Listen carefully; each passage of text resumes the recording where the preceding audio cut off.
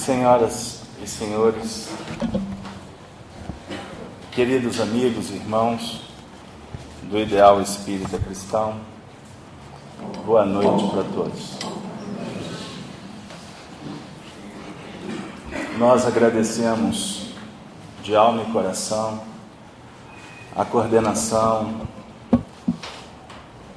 da reunião, através da PEN e equipe, pela confiança em nós depositada de estar aqui com vocês, como também o nosso coração se rejubila pela presença espiritual dos benfeitores que tutelam essa casa há tantas décadas, nesse verdadeiro festejo espiritual.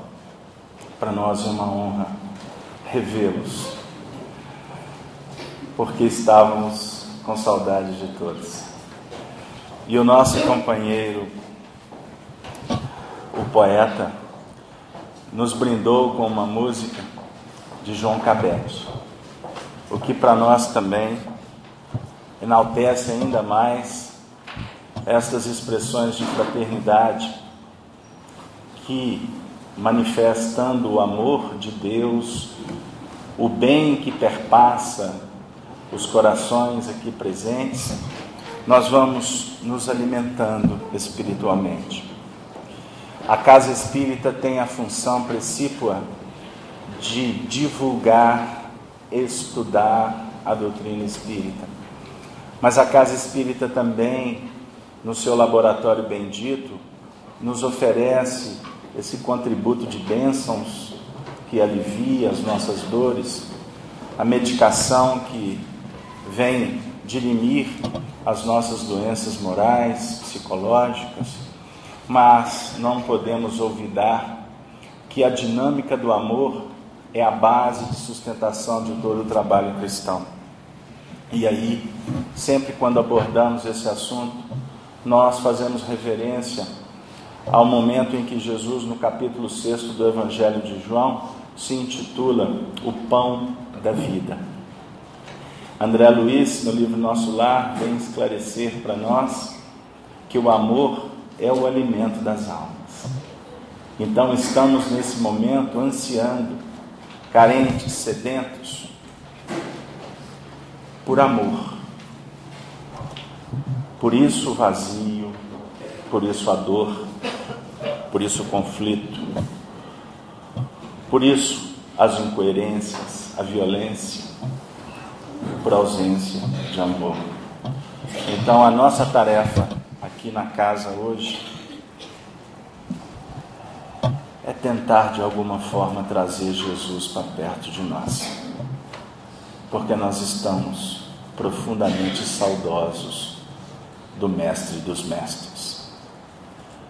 Que possamos, queridos irmãos, aproveitar esse instante não apenas para obter informações, porque a gente não aprende Espiritismo apenas ouvindo.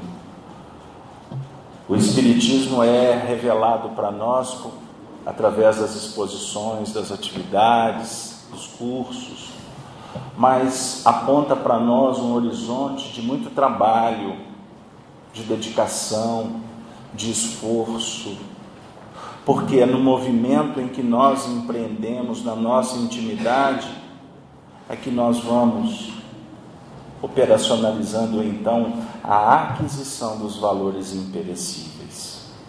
Valor eterno, valor espiritual, só vamos reservá-lo no escaninho da nossa alma pelo trabalho. Esta é a religião verdadeira que o médium apostólico Tiago escreve na sua epístola. A religião pura e imaculada é de visitar os enfermos, cuidar dos idosos, dos órfãos, porque simbolicamente é operando com a nossa sensibilidade que se fixa valor. Portanto, amigos, façamos da nossa alma um espelho vibrátil, límpido, que possa refletir a luz que vem de Deus. como crianças puras, destituídas de preconceitos, como aquelas almas que nós esquecemos que somos, pelos próprios preconceitos, pela rotina, pelos desafios da vida, e com isso vamos cristalizando, vamos implementando hábitos, e a nossa alma vai como que a cada passo se distanciando do real objetivo da vida: amar. Nos concede a oportunidade, a coordenação, de tratar de um assunto extremamente importante, pelo menos para o meu coração. Porque quando a gente vem falar de doutrina espírita, estamos sempre diante de um espelho côncavo, por mais que as pessoas julguem que estamos falando para elas, mas na realidade nós estamos falando para as nossas próprias necessidades. E o tema de hoje é objeto de estudo de Allan Kardec no capítulo 14 do Evangelho segundo o Espiritismo, que é uma obra de um valor literário transcendental, mas é uma obra que precisa ser por nós tida como pontos de reflexão, que nos visita todas as vezes quando abrimos aleatoriamente, porque é uma forma que os Espíritos do Senhor encontram para conversar com esse espírito sedento de amor, de paz, de luz. Capítulo 14. Honrai o vosso pai e a vossa mãe. Não podemos deixar de trazer as palavras do apóstolo da verdade, do precursor dos novos tempos, que daqui a alguns dias, exatamente no dia 31 de março, nós vamos relembrar o seu passamento para o mundo espiritual e lembrar dos vitoriosos. Sempre a nossa alma encontra estímulo para que nós possamos realizar o que nos compete. Vamos trazer o mestre de Lyon. O mandamento: honrai a vossa pai e a vossa mãe, é um corolário da lei geral de caridade e de amor ao próximo. Visto que não pode amar o seu próximo aquele que não ama a seu pai e a sua mãe. Mas o termo honrai encerra um dever a mais para com eles, o da piedade filial. Quis Deus mostrar, por essa forma, que ao amor se devem juntar o respeito, as atenções, a submissão e a condescendência,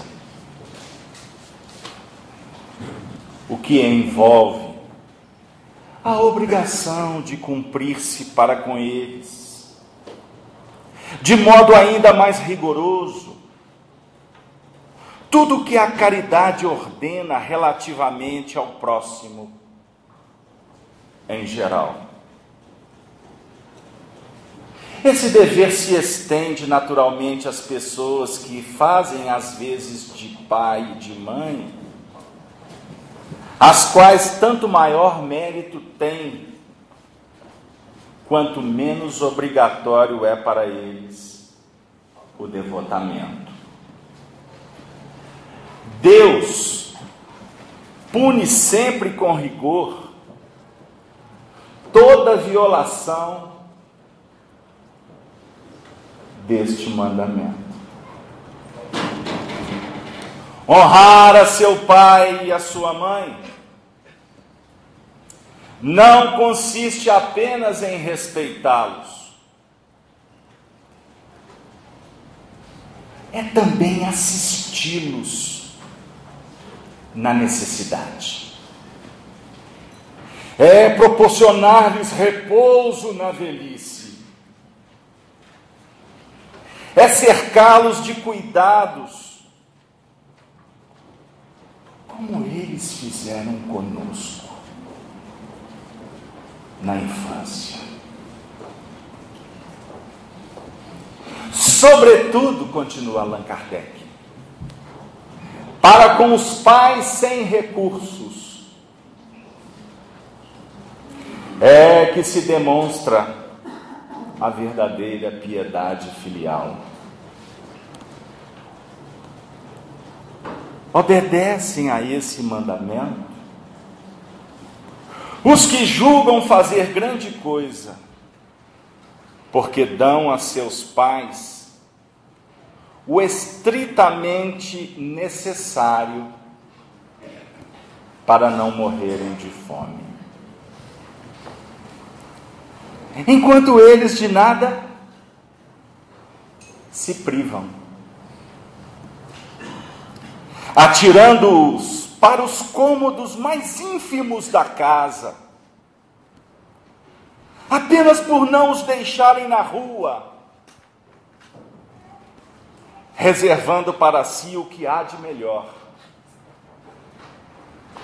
de mais confortável. Ainda bem quando não o fazem de má vontade e não os obrigam a comprar caro o que lhes resta a viver, descarregando sobre eles o peso do governo da própria casa. Será então aos pais velhos e fracos que cabe servir a filhos jovens e fortes?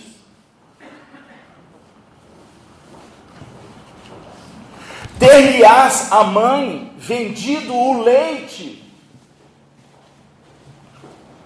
quando os amamentava? Contou porventura suas vigílias quando eles estavam doentes? Os passos que deram para lhes obter o de que necessitavam? Não. Os filhos não devem a seus pais pobres só o estritamente necessário. Devem-lhes também, na medida do que puderem, os pequenos nadas supérfluos, as solicitudes, os cuidados amáveis, que são apenas o juro do que receberam, o pagamento de uma dívida sagrada. Unicamente essa é a piedade filial grata a Deus. Ai, pois, daquele que ouvida, que esquece o que deve aos que o ampararam em sua fraqueza, que com a vida material lhe deram a vida moral, que muitas vezes se impuseram duras privações para lhe garantir o bem-estar. Ai do ingrato! Será punido com a ingratidão e com o abandono. É da lei. Será ferido nas suas mais caras afeições, algumas vezes já nesta existência atual, mas com certeza noutra, em que sofrerá o que houver feito aos outros. Deus disse: honrai a vosso pai e a vossa mãe, a fim de viverdes longo tempo na terra que o Senhor vosso Deus vos dará. Por que promete ele como recompensa a vida na terra e não na vida celestial? Continua o pedagogo de Lyon. A explicação se encontra nestas palavras: que Deus vos dará, as quais, suprimidas na moderna fórmula do Decálogo, lhe alteram o sentido. Para compreenderdes aqueles dizeres, temos de nos reportar a situação e as ideias dos hebreus daquela época. Eles ainda nada sabiam da vida futura, não lhes indo a visão além da vida corpórea. Tinham, pois, de ser impressionados mais pelo que viam do que pelo que não viam. Fala-lhes Deus então numa linguagem que lhe estava mais ao alcance, e como se dirigissem a crianças, põe-lhes em perspectiva o que os pode satisfazer. Achavam-se eles ainda no deserto. A terra que Deus lhes dará é a terra da promissão, o objetivo de suas aspirações. Nada mais desejam que isso. Deus lhes diz que viverão nela longo tempo, isto é, a possuirão por longo tempo, se observarem os seus mandamentos. Conclui o texto.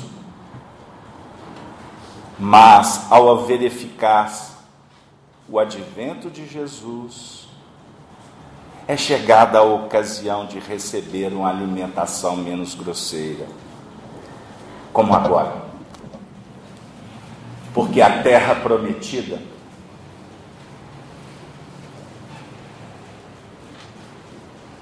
é o primado do Espírito, é o reino dos céus, que nós não conquistamos por atitudes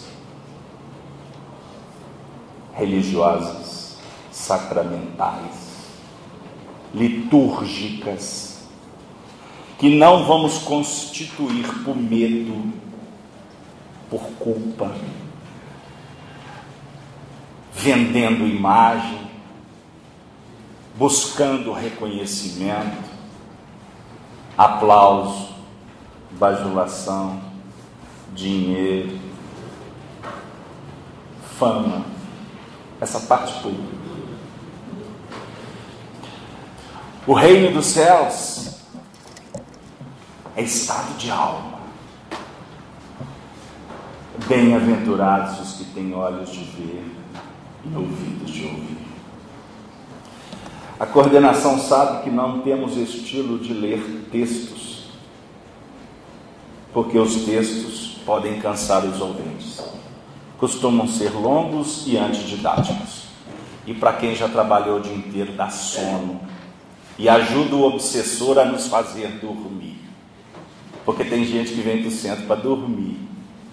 E fala que entra em desdobramento. E eu concluo, e vai para o umbral.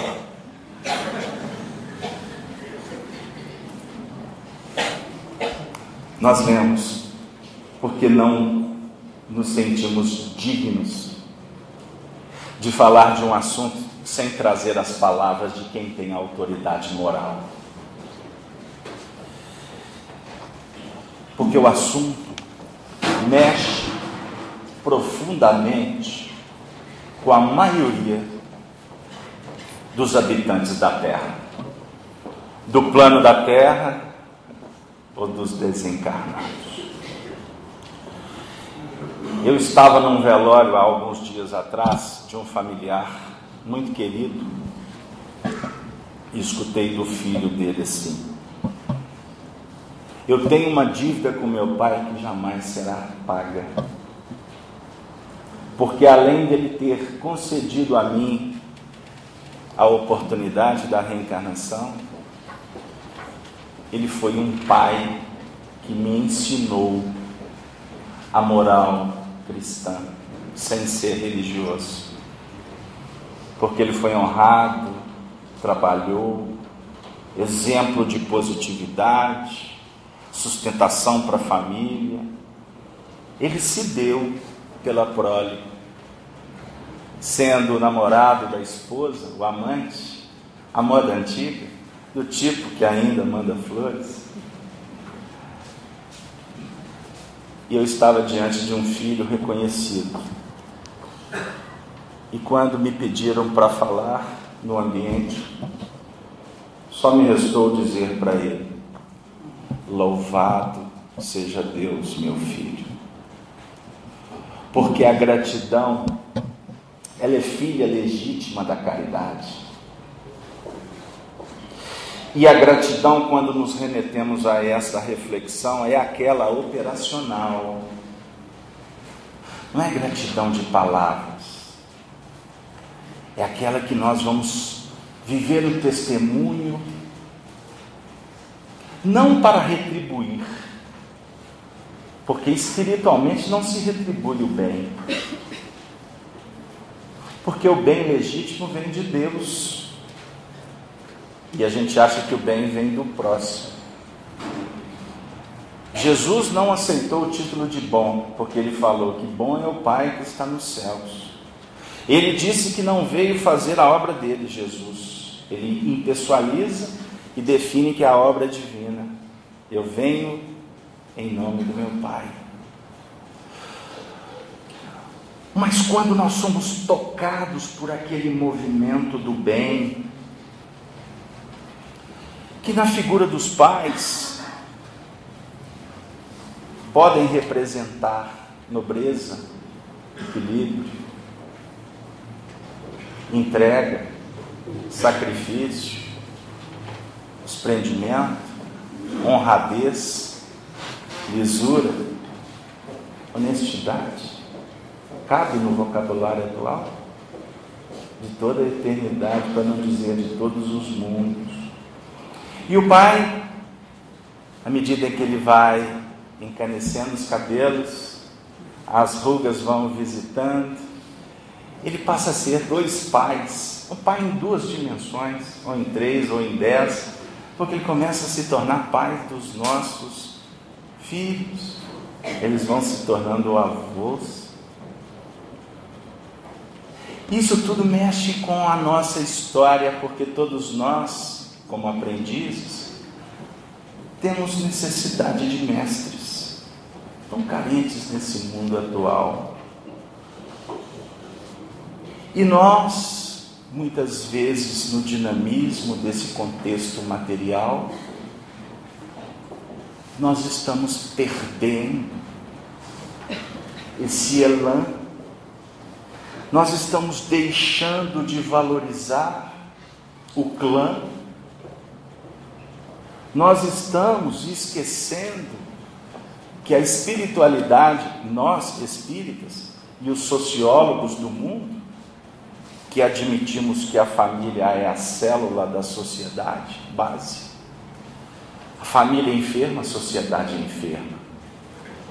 Nós estamos esquecendo disso.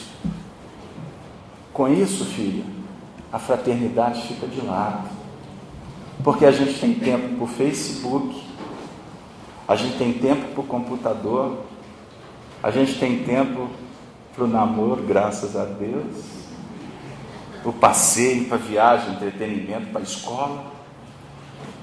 Mas a gente não tem tempo de bater um papo com o papai, visitar o vovô.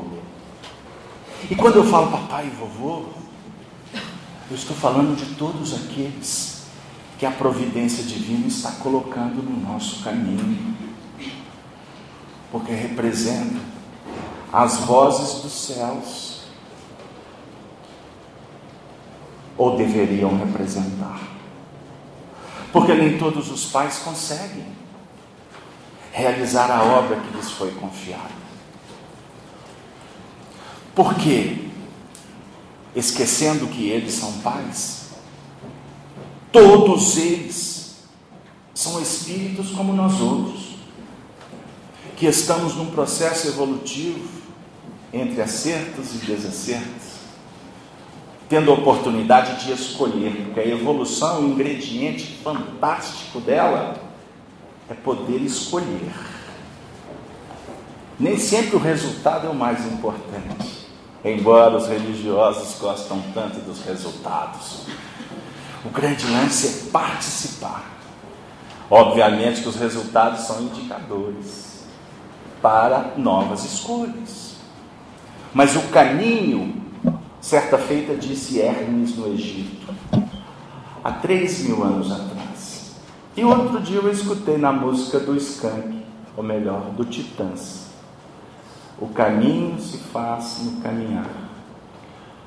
E Jesus, que é o mestre por excelência, no capítulo 14 do Evangelho de João, ele diz: eu sou o caminho, e a verdade, e a vida. Ninguém vem ao Pai senão por mim. Até hoje a gente está seguindo Jesus de alguma forma. Costumo até vir ao centro para ver se eu encontro ele, ou no templo, ou lendo a Bíblia, ou nas minhas preces, o que é de um valor inestimável. Mas está na hora da gente começar a pensar no que ele realmente quer nos dizer, porque ele é o caminho, no simbolismo do exemplo bendito, a obra que está conectada com os planos maiores, a obra que se faz presente na objetividade do mundo, porque ela foi orientada pela consciência, porque cada um de nós escutamos a voz de Deus de uma forma muito especial, porque não existe ninguém no mundo igual a você. Deus conversa contigo de uma forma bem apropriada para você. Ele conversa como? Ele manda carta, e-mail, wireless, Wi-Fi. O Todo-Poderoso é a inteligência suprema do universo. E à medida em que tu cresces, que tu sensibiliza, você que entra em conexão com ele.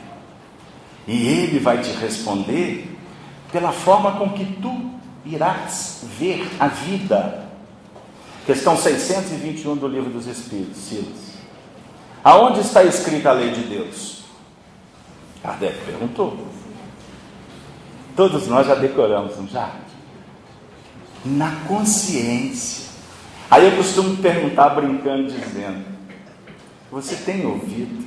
Você tem prestado atenção na tua consciência? A gente caminha, erra, tem hora que esquece. É assim mesmo, não se preocupe, não sofra. Mas nós, à medida em que vamos adquirindo maturidade, nós vamos entendendo melhor isso. Porque quem conhece a verdade liberta. O sofrimento do mundo está na razão direta da ignorância do homem. Então, papai é um espírito que está em aprendizado.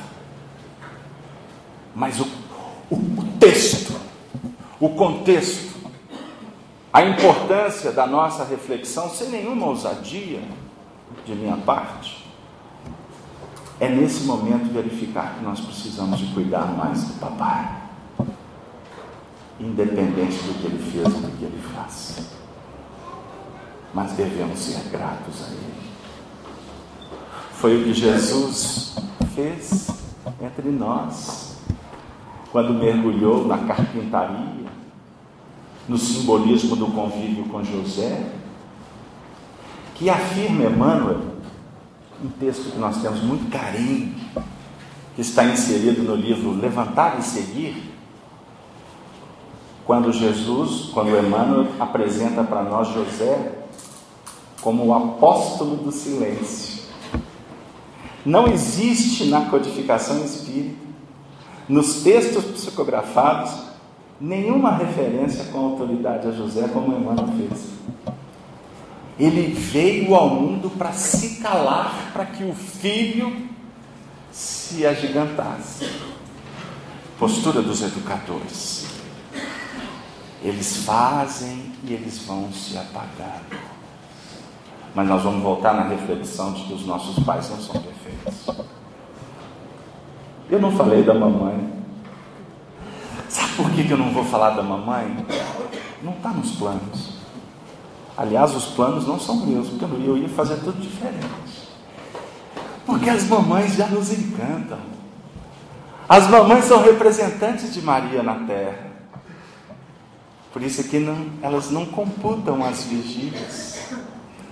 As mães não fazem conta de tantas noites mal dormidas, não é?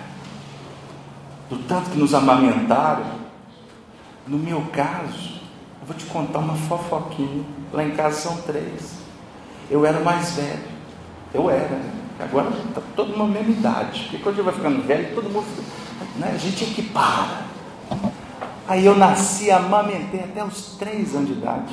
Aí veio os outros e eu pegava a rebarba. Meus irmãos tudo magrinho. Até hoje eles falam, mas você é guloso. E mamãe não estava nem aí se ia cair, se ia ficar em pé. Ela amamentava.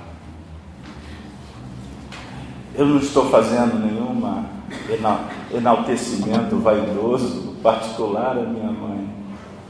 Mas eu estou querendo conversar com vocês de uma forma muito próxima. Não sei se eu vou conseguir. Pode ser ousadia. Porque o momento de eu lembrar da minha mãe. O momento agora de eu pensar no meu pai. A minha história é muito interessante. Hoje está um depoimento pessoal aqui de uma vaidade plena. Eu perdi meu pai com 12 anos de idade. Fiquei órfão. Hoje é um grande amigo que me acompanha, como hoje está aqui comigo na atividade. E não foi fácil viver sem ele aos 12 anos, sendo um arrimo de família. Foi uma vida de muitas lutas. E ele sempre conosco. Então, eu quero definir que todos nós temos uma história. Aqueles que não obtiveram nessa encarnação a presença desses valorosos irmãos, pais, que foram adotados, outros que viveram dramas, ou tantos outros, talvez a maioria, que conviveram com seus pais diante de testemunhos de dificuldades, porque sabe que a família é um cadinho purificador, diz André Luiz. É, filha, é fácil não. O Emmanuel, no livro Pensamento e Vida, ele vai dizer que a família é o centro essencial dos nossos reflexos. Dentro do lar, nós vamos encontrar aquela faixa de expressão do nosso psiquismo, da nossa mente, que vai nos auxiliando no processo de amoldamento, de adaptação à nova realidade espiritual da reencarnação. Porque quando a gente vem, a chapa psíquica está virgem, porque nós esquecemos o nosso histórico. A criança vai iniciar, entre aspas, do zero, para receber dos pais induções, orientações. Ela vai viver dentro de um contexto importantíssimo, imprescindível, que vai auxiliá-la na formação do seu caráter, que por consequência vai definir a tônica da sua reencarnação. Porque todos aqui têm uma tônica de vida e particularidades. A nossa reencarnação, ela é um ciclo evolutivo, mas dentro desse ciclo existem vários pequenos ciclos que se abrem, que se fecham, que vão definir relações, que nós vamos ter oportunidade de estabelecer laços, onde nós vamos termos desafios para aprender a desatar laços. É um eterno aprendizado. E muitas vezes a gente lida na vida sem compreender muito isso e lidando muito com o sabor das emoções, dos sentimentos e até das culpas que nós carregamos. Por que nós fizemos a leitura inicial? também, porque ela é forte, é um texto muito contundente, que foi escrito no século XIX, e que no contexto atual, ele poderia, teoricamente, ser até um pouco mais leve, mas nós fizemos essa opção, porque nós temos que acordar para o momento atual. Porque se as mágoas, as culpas, o arrependimento nos visita de vez em quando, nós não devemos ficar presos no passado. Porque muitos dos nossos pais que já até desencarnaram no mundo espiritual não estão nem lembrando dos nossos equívocos. Não é? E nós muitas vezes aqui ainda ficamos alimentando algumas coisas que não cabem mais. Mas ao mesmo tempo também nós estamos num contexto em que estamos nos preparando para ser pais. Outros que estão aqui, estou abrindo o leque para tentar encaixar de alguma forma em nível geral. Outros aqui, como pais, estão lidando com um desafio seríssimo com seus filhos, porque entra em choque uma série de valores. Porque muitos aqui, principalmente os amantes da moda antiga, não é? Aqueles tipo que ainda manda flores, gostariam tanto que nos seus lares atuais pudesse vigiar, pudesse ainda existir um pouco daquilo que aconteceu nos nossos lares lá atrás, da época do romantismo. E aí a gente vive um movimento de muitos conflitos, não é? Onde a gente está lidando com uma geração de espíritos que estão reencarnados, com uma mente muito focada para o projeto de desenvolvimento intelectual.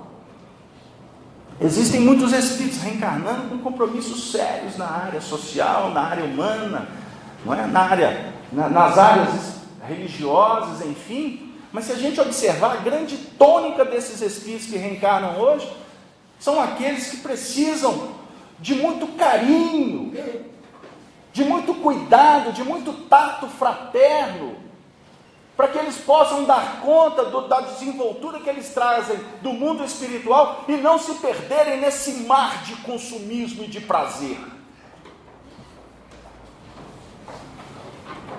E não é fácil, é um grande desafio para todos nós.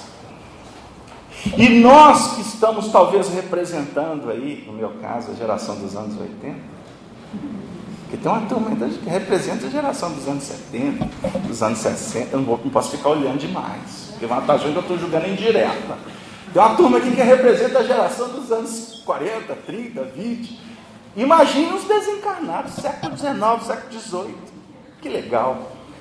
Nós estamos aqui discutindo aspectos que devem promover, nas nossas reflexões evolucionais de agora, alguns pontos que possam nos ajudar não só a compreender o contexto da atualidade, mas ao mesmo tempo tentar oferecer um ingrediente, pequeno que seja, para adocicar os corações. Então eu não posso, meu Deus, recebendo Jesus como estamos recebendo agora, ao nível do entendimento, não posso abrir mão de algumas questões, como desprezá-los, como ser indiferente. Pode ser que alguns de nós aqui estamos vivendo isso na pele agora. Casalberto não é fácil, eu tenho que passar a noite com ela, minha mãe, mas a vida toda ela disse que não gosta de mim. Meu pai, quantas dificuldades de relacionamento. Então nós temos que pensar sobre isso, porque existe parentela espiritual e parentela corporal. O nosso mundo é um mundo de prova e expiação. Então as nossas famílias, como centro essencial de reflexo, elas estão representando a nossa necessidade de evoluir agora. Por isso que tem pessoas que são indiferentes, por isso que existem desavenças, por isso que existe entristecimentos, por isso que existe incentivo, por isso que existe valores, carinho, fraternidade, para que a gente possa tentar vislumbrar dentro do lar aspectos que têm a ver com a nossa característica espiritual. Porque ninguém vai gritar com você, santo, sem que você tenha complexidade com a lei. Ninguém vai te fazer um incentivo sem que você mereça um incentivo. Está tudo certo. O universo, ele é matematicamente calculado para a nossa evolução espiritual. Não tenhamos dúvida. Como define André Luiz no livro Nos Domínios da Mediunidade, no capítulo 16, intitulado Mandato Mediúnico, o acaso é uma palavra inventada pelos homens para despistar, disfarçar o menor esforço. Não tem acaso. O teu pai, a tua mãe, o teu marido, a tua esposa, os teus filhos, a tua família é o bem mais precioso que Deus colocou nas nossas mãos agora. E todos os espíritos que lá se encontram, como nós outros, estamos tentando acertar, mas nós temos limites. A minha mente não pode dar um salto para vibrar em faixas, em convivências com espíritos que estão numa faixa superior, porque eu não vou ter fôlego. Eu estou exatamente no ponto que é imprescindível, importante e ajustado para o meu crescimento. Por isso temos que lutar por uma convivência mais fraterna, por expressões mais benevolentes, mais caridosas, mais amenas. Se não dá o diálogo, vai na prece. Mas se for possível o diálogo, é a solução. Convivência, relacionamento sem diálogo, ele tem vida curta. Ele tem vida curta. Então, com isso, queridos amigos, bondosos irmãos que coordenam essa tarefa dessa noite, eu confesso de joelhos, em espírito, que nós precisamos de sermos mais humildes, porque precisamos idealizar um mundo melhor. É o que Jesus espera de cada um de nós. Um novo mandamento vos dou. Capítulo 13, versículo 34. Que vos ameis uns aos outros, como eu vos tenho amado. Didaticamente, anteriormente ele disse, fazendo um reverendo ao Antigo Testamento, que precisamos de amar a Deus sobre todas as coisas e ao próximo como a si mesmo. Lá na frente ele vai trabalhar numa outra linha. É uma linha de mais sensibilidade. É amar como Ele nos amou. Por isso é que Ele deu a vida. Não existe amor maior, capítulo 15 agora, do próprio Evangelho de João. Não existe amor maior do que dar a vida pelo seu irmão. Os Espíritos estão dizendo para nós, o pai, a mãe, representam a nossa própria história espiritual. Além de serem espíritos irmãos, eles estão nos dizendo um pouco do que nós fizemos e o que nós precisamos de honrar com relação ao nosso futuro espiritual. A Lúcia, no primeiro horário, de uma forma brilhante, didática, clara, nos falou sobre isso. Ela disse que precisamos de aprender a selecionar melhor, aprendermos a optar por uma vida mais saudável. Ela chegou a falar de cuidar até do próprio corpo. Porque cuidar do corpo, meu amigo, na realidade é um ensinamento, é um treinamento para a gente cuidar do espírito, que é o principal. Agora também não adianta cuidar do espírito e detonar o corpo. Como também não adianta ficar saradinha, bonitinha, tudo em pezinho. Você gostou, né? E a alma está derrubada. Com todo respeito aos sarados, aos curados, aos Hércules da vida, né? Aos Tarcísio Meira da vida, né? As Glória Menezes, não, a casa dela, mas é antigo, mas é minha referência. Não adianta a gente ser o galã da novela, não é? Scarlett O'Hara, sua época, né? Não adianta a gente estar naquela condição de beldade com a alma em chagas. Não adianta, porque passa. A desencarnação nos revela isso o tempo todo. É tão triste quando a gente está diante do túmulo dos nossos pais e bater na nossa intimidade. Eu poderia ter curtido mais mamãe. Eu escutei hoje de uma irmã lá na outra casa espírita que nós trabalhamos antes de vir para cá. Eu tenho uma saudade da mamãe, ela está passando por um momento tão difícil. E a mãe dela do lado dela. E nós não tínhamos autorização para falar para ela sobre a mãe ali ao lado. Porque o grande lance é ela descobrir a mãe ao lado dela. E não um médium chegar e ficar revelando a torta e a direita. Não é isso. Busque os seus pais agora. Porque eu tenho aqui, para mim, que muitos aqui, os pais já estão no mundo espiritual. Abrace-os. Diminua um pouco dessa saudade. Se prepare para entrar em relação com eles no mundo espiritual.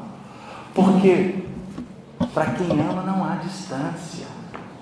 O poeta afirma que ninguém, todo aquele que toca uma rosa, atinge as estrelas. Faça isso agora. Mas vocês, nós que temos os nossos pais entre nós, aqui na terra, vamos dedicar um pouco mais a eles. É o que a espiritualidade está pedindo. E vamos treinar também para cuidar daqueles que os filhos foram embora. Aqueles pais órfãos de filhos. Quantos caminham por aí? Tudo isso é um momento para que a gente possa exercitar o que vem a ser o legítimo cristianismo. Agora, a coordenação me pede para também falar o seguinte: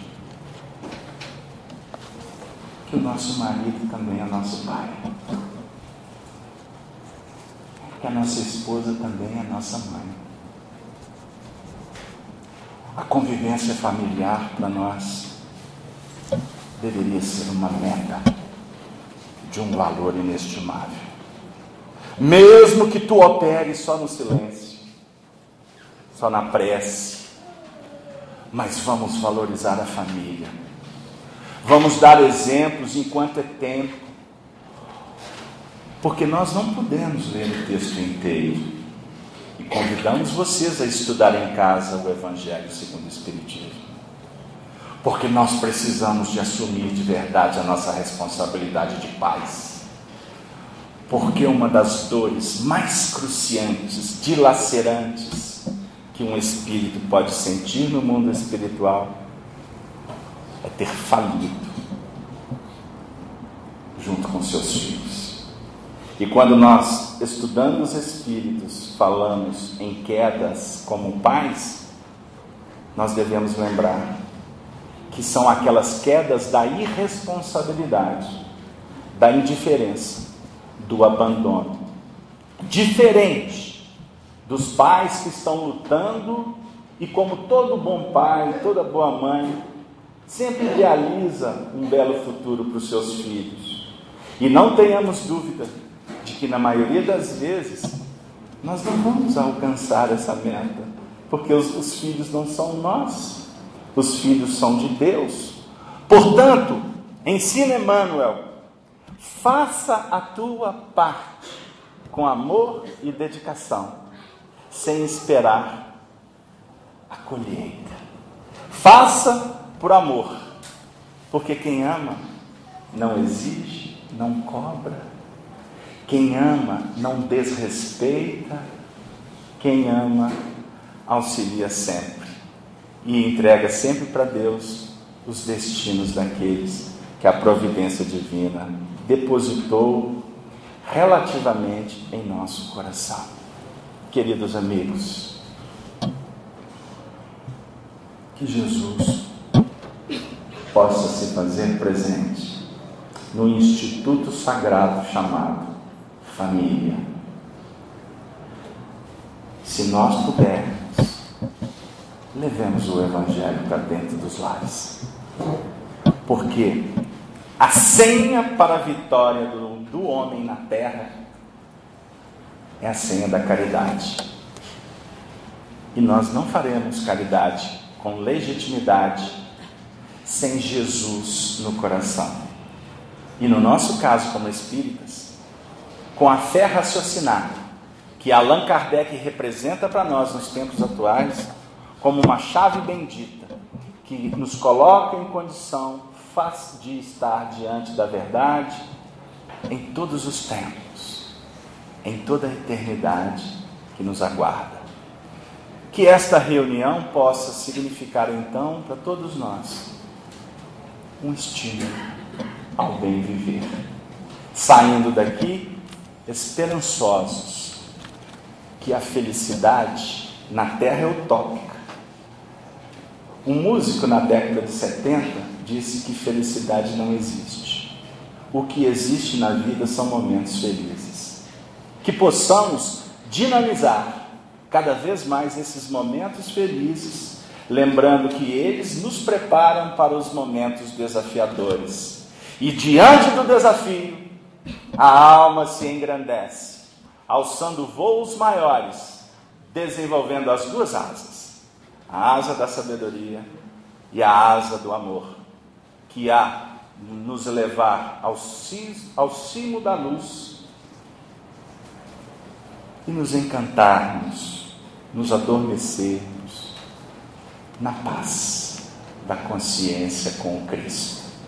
Que Maria Santíssima, a Senhora de toda a humanidade, possa abençoar as famílias aqui representadas. E que os benfeitores espirituais, nesse momento, possam envolver a todos eles que nós lembramos, estando eles na terra ou no mundo espiritual. E que no amanhã estejamos prontos para aprender e servir cada vez melhor. A nossa bondosa Sheila, coordenadora da casa,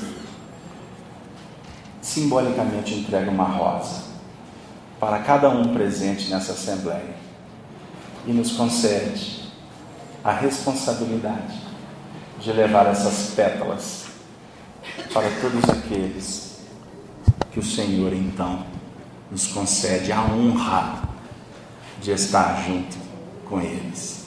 Que Deus assim nos abençoe.